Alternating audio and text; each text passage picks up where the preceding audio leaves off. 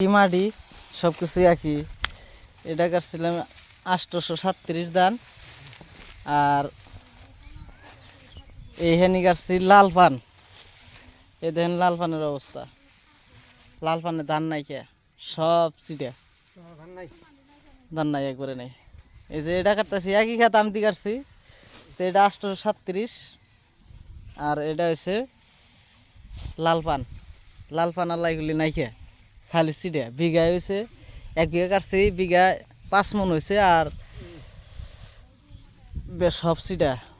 আর এটা 837টা 1 বিঘা যে কাটছি, ওটা 32 মণ নামছে।